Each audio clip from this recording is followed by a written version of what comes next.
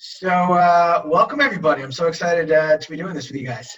So I do a lot of tours in the Shuk on a regular basis. And by the way, the word Shuk just means market. So we have lots of Shuks.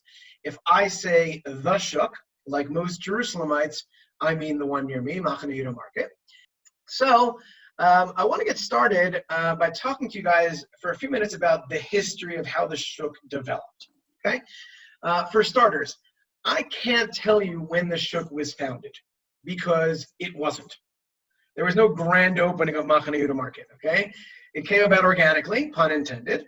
And the reason it did when and where it did is this. Until 1860, 160 years ago, the entire city of Jerusalem was inside the walls of the old city.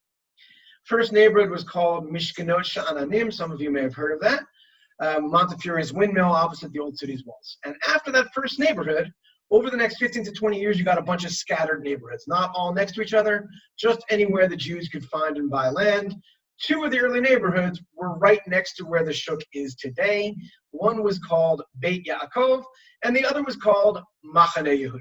So I want to show you guys a couple of old pictures. I'm going to share my screen now. I think that old pictures tell us a lot.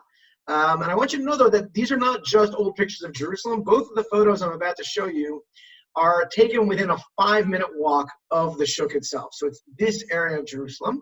This photo was taken basically where my arrow is right down here is a little bit about 3 minutes walk from the Shuk and taken diagonally looking up this way. This was taken around 1890.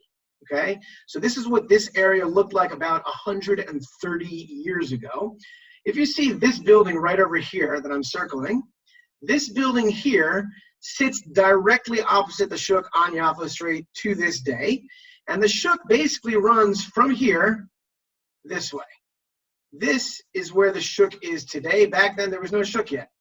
Okay, just crates on the ground over here.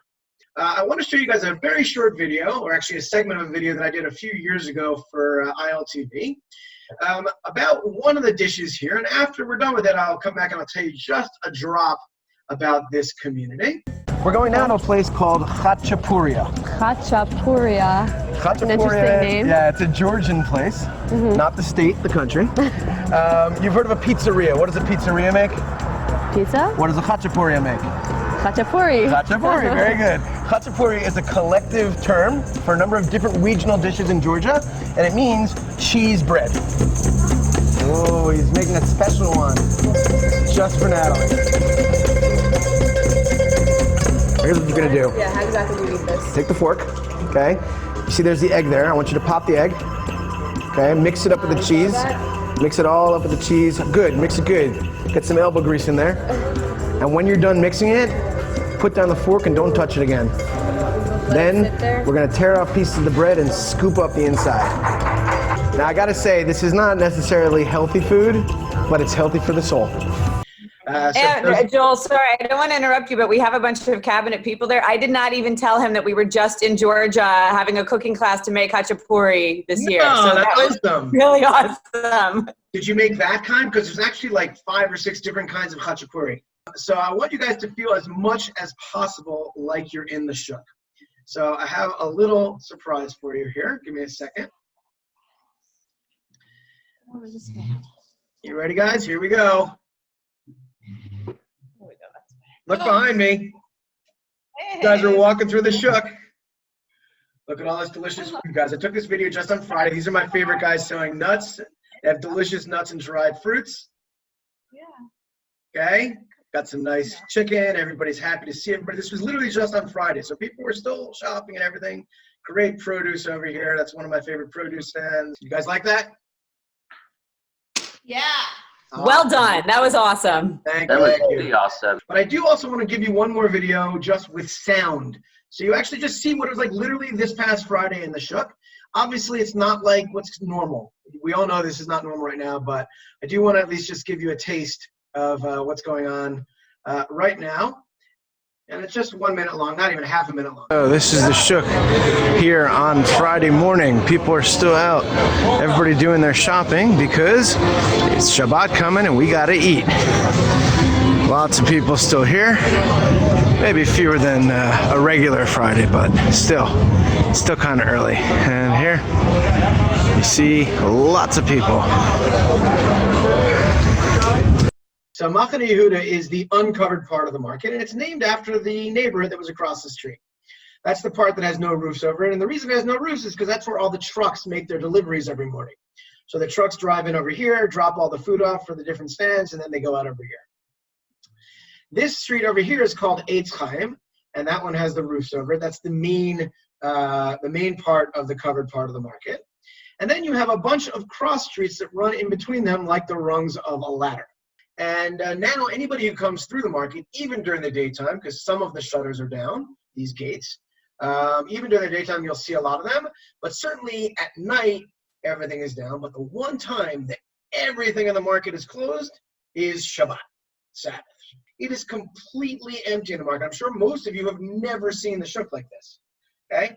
But I live right here, so I wander through there on Shabbat, and it's exactly like this, okay? It is quiet and peaceful, but it's not that nice if there's nobody going through an entire area for a full day.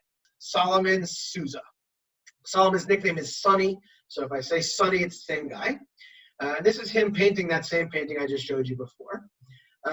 So Solomon is now 26. So when he started this, he was a young guy. He was 21 years old, okay?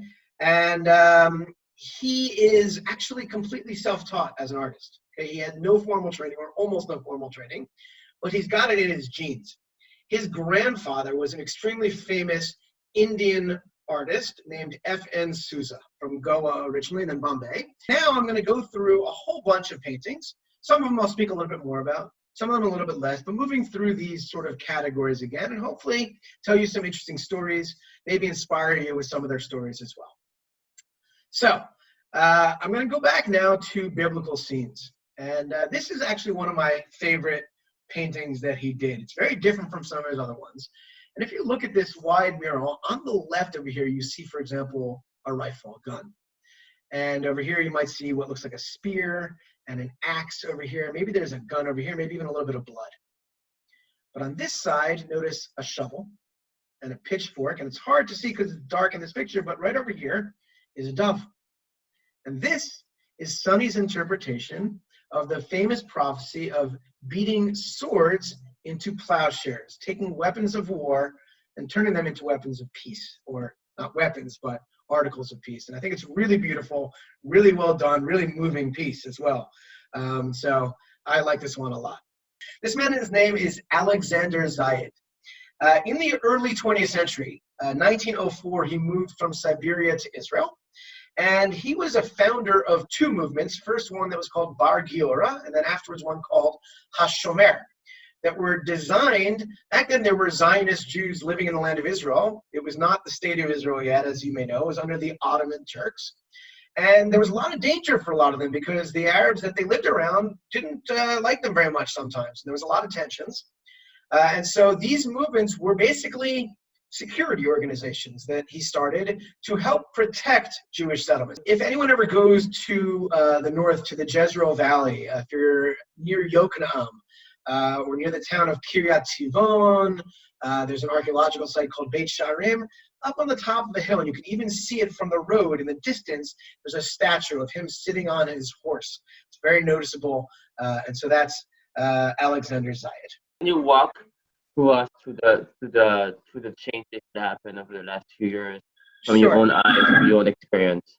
Sure. So I'll answer it in brief, but it's a question I get a lot. People are like, oh, you know, the Shuk isn't what it used to be. All of these new changes are kind of killing the Shuk.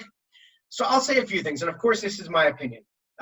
First of all, in my opinion, the Shuk will always remain at its core of the Shuk. It will always be a fresh food market. When it was the only market, maybe we needed 100 produce stands. But now maybe only 50 is good enough. And you know what? 50 produce stands is still a lot. I hope you guys enjoyed. I hope that I get to see you all here in Jerusalem again very, very soon. I hope that you guys are handling this new normal as best as you can. I kind of wish we had the old normal, but we'll do what we can. And we're gonna be fine, guys. Okay, so I definitely will see you guys here in the not too distant future.